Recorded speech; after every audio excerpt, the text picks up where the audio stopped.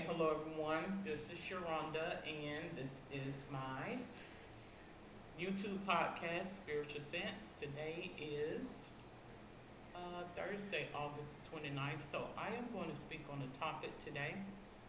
When I was prompted to speak on this topic, um, I got the revelation a couple of, I want to say a week or two ago, to speak on this topic. And I'm going to entitle it Spiritual Sense, A Glimpse into the Afterlife. All right. So, what is the afterlife? Well, let me pull up some information here on the website about the afterlife. Now, I will read the content as mentioned here on the website, and then I will proceed to give you my spiritual sense about spiritual spaces, a glimpse into the afterlife. So, it goes on to mention that the afterlife continued existence is in some form after physiological death. The belief that some aspect of an individual survives after death, usually the individual's soul, is common to the great majority of the world's religions. Of those religions that include belief in an afterlife, almost all subscribe to one of two versions: reincarnation, which is a continuous cycle of death and rebirth in new bodies or forms, or an eternal life, which will occur in either a heaven or a hell, depending on the individual in question. In ancient Egypt, especially in the 3rd and 2nd millennia BCE, the moral community between the living and the dead was an important part of society. It was thought that the world hereafter might be located near the tomb of the deceased and thus near the living. Give me just a moment. In the celestial domain of the sun god or the underworld realm of Osiris. The modern Western ideal of eternal life can be traced back to the ancient Mesopotamians, who conceived of a netherworld known sometime as Arulu. I may not be pronouncing that correctly, Ganzer, or Ikala, among other names. Just as the heavens were thought to physically exist high above believers' head, it was believed that this netherworld existed below the earth's surface. The land of the dead was neither a happy nor a fearful place. It was the spiritual antithesis of the heavens and a gloomy version of life on earth. Nevertheless, all mortals were bound for it, regardless of their actions while alive. So it also goes on to say other Western peoples adopted this idea. The Hebrew people called this underworld Sheol, or the place of the dead. In ancient Greece, the word was Hades, but after some time, these cultures added complexity to the concept by incorporating the idea of a second destination for those who had lived virtuously. Moreover, the original destination for the dead became progressively worse, transforming into a hell of fire and darkness so extreme where these two fates that by the 5th century CE, a third option was clearly necessary for the majority of the individuals who did not merit the eternal rewards of true saints, but also did not deserve eternal torment. The solution to this issue, which developed slowly over time, was a purgatory, a place where the morally middling could be made acceptable for eventual admission into paradise. It goes on to mention that the idea of reincarnation can also be found in Western texts, at least some ancient Greece, for example, among the Socrates, Pythagoras, and Plato believed that the dead lived again. The Poetic Edda, a 13th century Icelandic collection of heroic and mythological poetry, suggests that Vikings believed in reincarnation as well. However, the modern concept of death and rebirth as a cycle governed by karma and samsara, which means flowing around, is derived from the Hindu religion on the Indian subcontinent. It is first recorded in the Upanishads, a set of Hindu scriptures composed from the mid 5th century through the 2nd century BCE. According to these writings, every living being, including every plant, animal, and God, eventually dies only to have its soul inhabit a new form. What kind of new form the being adopts is dependent on the karma or actions it performed in its previous life. This cycle continues because the soul desires to live so that it can enjoy the pleasures of life. However, the Upanishads teach that nothing the soul might encounter in this world will ever bring it true peace. This cycle, which is samsara, is forever unsatisfying. Eventually, a soul recognizes the futility of its attempts at happiness and begins to seek its salvation instead through freedom from its earthly desires. Through spiritual practice, individuals comes to fully comprehend their divine nature and no longer identify with their bodies. With their desires thus vanquished, individuals are no longer reborn but find moksha, liberation from the cycle of death and rebirth. The definition of moksha varies depending on the Hindu sect or Hindu derived religion in question, but in most cases it can be described as a kind of heaven. All right, so basically, what prompted me to speak on this topic today, because as I mentioned, I watch, um, documentaries and information out there that you can just readily go on the line and look at regarding people who have transitioned over and are they able to communicate with those in this existence. Do you believe that they have that capability to be in a spiritual space and to communicate with those who are in this physical plane? All right. I'm going to tell you that I believe that is so. Is what I'm going to tell you. So I had in my spiritual sense on my third eye. Oftentimes I get precognition or premonition. Whether the information is true or not, I can't say. The only thing I can say is I can only relate what is put in my being. Okay. So it showed me a few months ago.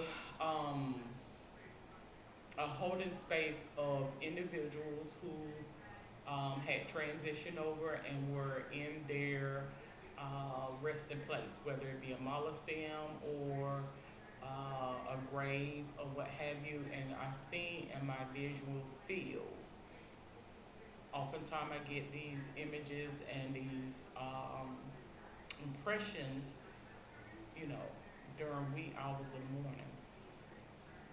So it showed me multitude of individuals or people, I should say, being in graves, and it also showed me like a fluorescent glow of light and energy.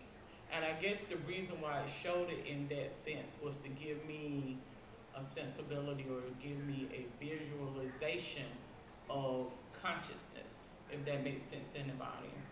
So, I watched a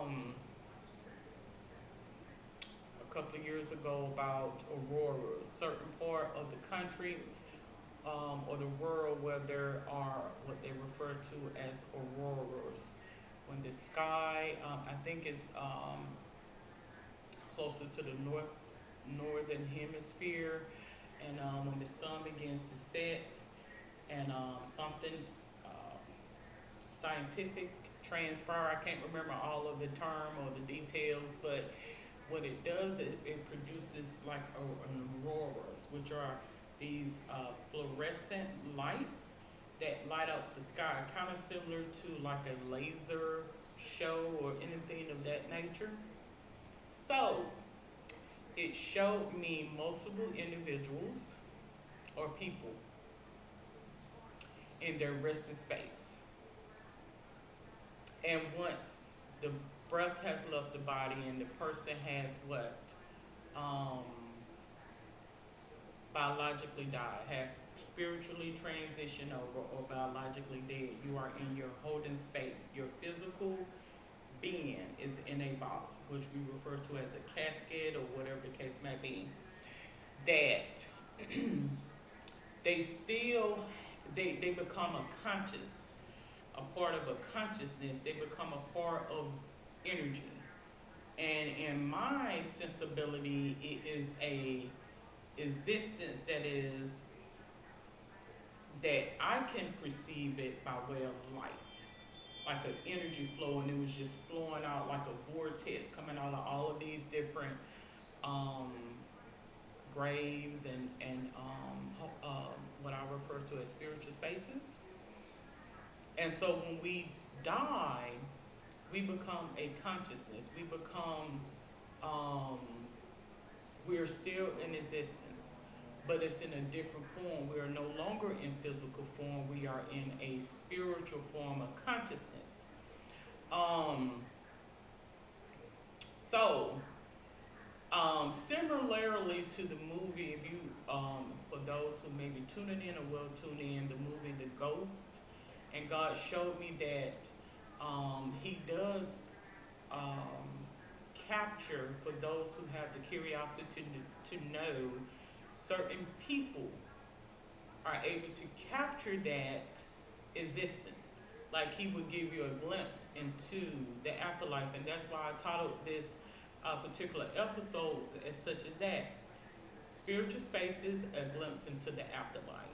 And that's basically what that is.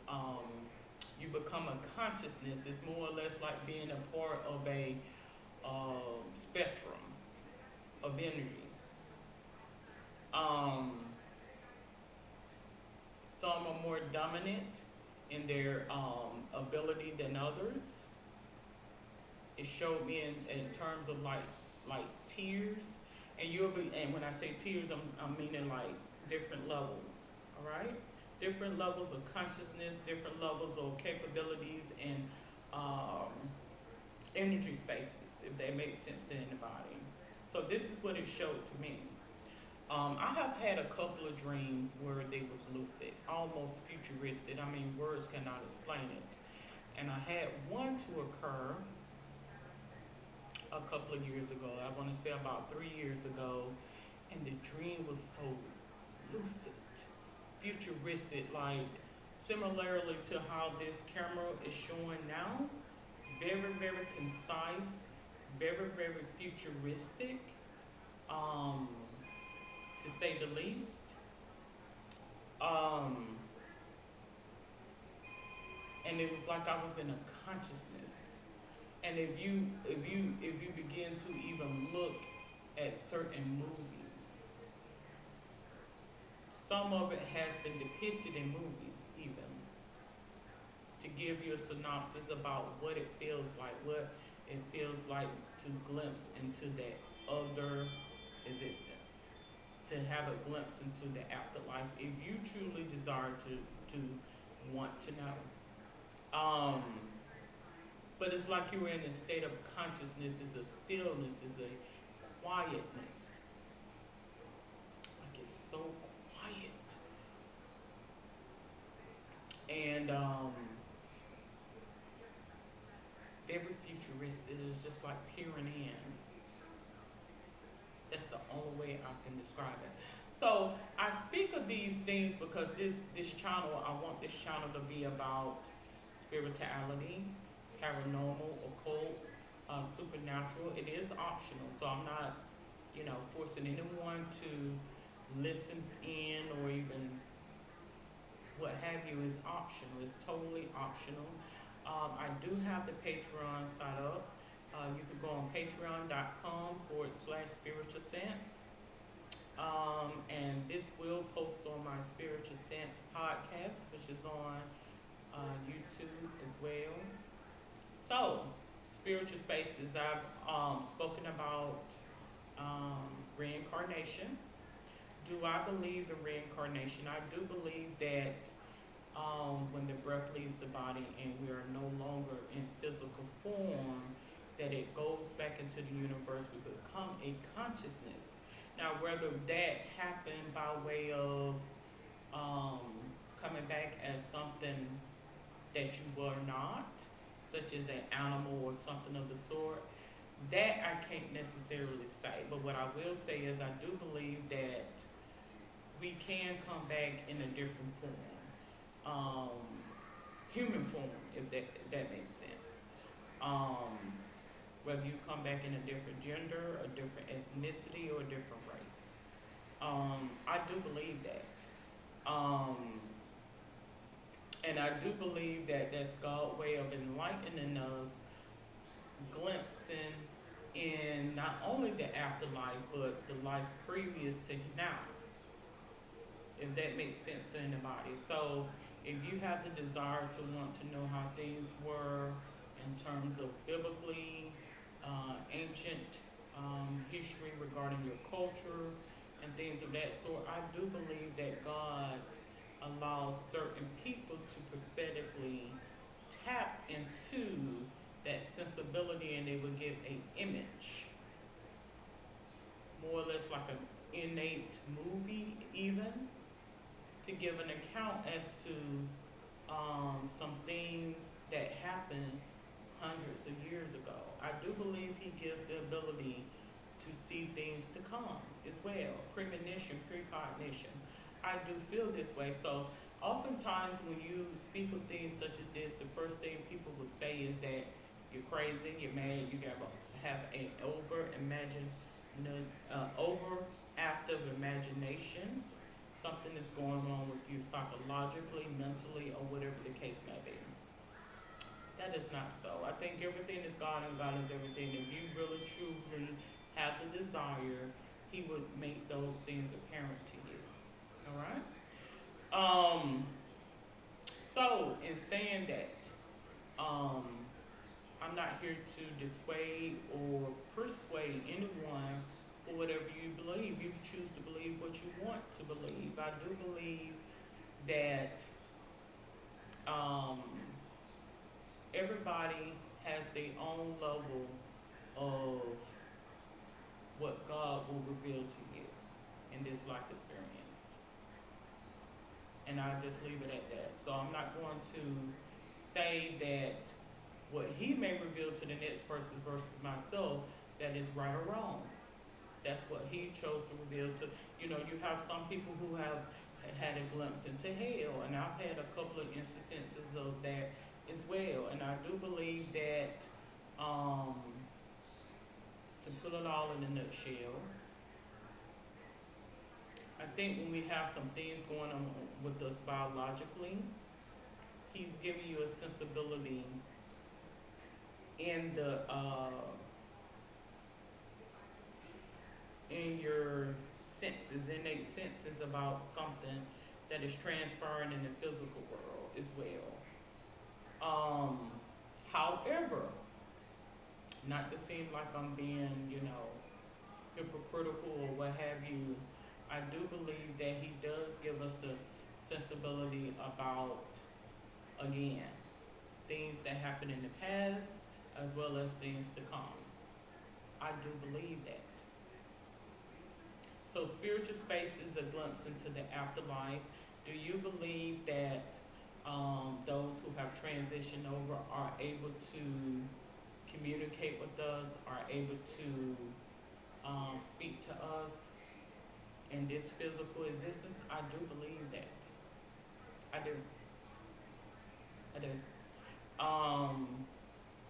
That's what spirit channeling and spirit conjuring come from, mediumship comes from, where you are able to tap into the sensibility of someone. That's your intuition.